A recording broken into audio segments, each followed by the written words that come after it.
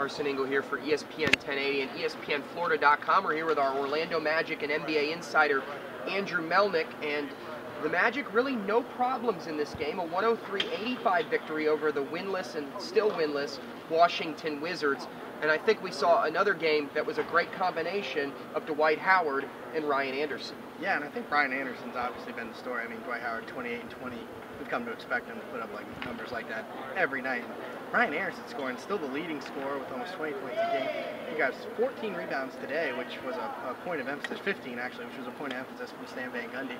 You know, having trouble with Ryan's game in other places outside of scoring, and today he kind of put it all together and had another big game. But like you said, winless Wizards, kind of hard to judge a team on a game like that.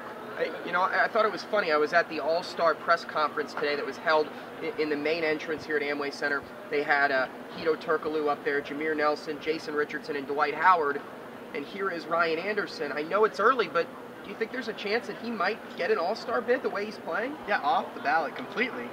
So it's going to be tough for him to get that fan vote. Coaches and players will have to vote him in. If he keeps playing the way he's playing, I think it'd be unquestionable if he get in. I mean, he's the leading scorer on a team that's now got another win. They've only got 2 losses this season so far. So yeah, I think he is definitely a deserved All-Star at the moment. Any hope for the Wizards this year? They played a little better in the second half. John Wall got going a bit.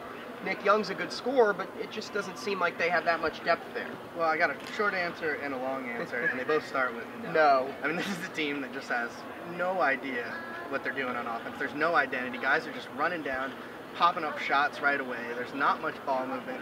They don't seem to have anyone to run the offense through. You'd think a guy like Jabal McGee maybe could run an offense, or see pick and roll with him and John Wall, who we know is a talent. I mean, seeing him run up and down the court in person is pretty incredible. I don't think I've seen a faster basketball player. This is almost a tune-up for Friday, the big game in Eastern Conference Showdown. Back here at Amway Center against the Bulls. The Bulls have looked very good. Derrick Rose in MVP form again. What do you expect on Friday night? Yeah, I actually think Derrick Rose has looked better than he did last season so far. I was one of those guys thinking he shouldn't have been the MVP last season, maybe a couple guys ahead of him. But right now, I think he has a better case than he had last year through these first couple games. What you're going to see is if the Magic can rebound like they did today.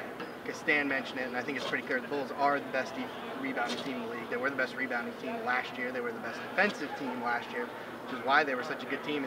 So it's going to be tough because they've got a lot of big guys that can go in there and play. I mean, you're talking about Sheik, Noah, Taj Gibson, even Carlos Boozer. I mean, they've got guys, a ton of guys inside. They've got shooters on the perimeter with Dang and Korver, and now Richard Hamilton. And I think this is a better Chicago team than last year. I like the way Orlando's playing. I think they've looked better than they looked last year, too. So it's going to be interesting. We haven't seen the Magic really get tested in that first game at Oklahoma City. But, first game of the year after 2 preseason games, it's kind of hard to judge either one of those teams yet. So this is going to be, I think, where we find out a lot more about the Magic because there's no travel issues. They played at home today. They have a day off tomorrow. As do the Bulls. They played in Detroit today. So there's no excuses for the Magic. There's no injuries. They're at home. So we're going to see what they're made of. All right, well, he's your Orlando Magic and NBA Insider Andrew Melnick. I'm Carson Engel. The final here, Orlando 103 and Washington 85. Keep it locked at ESPN 1080 and ESPNFlorida.com for all your Magic coverage.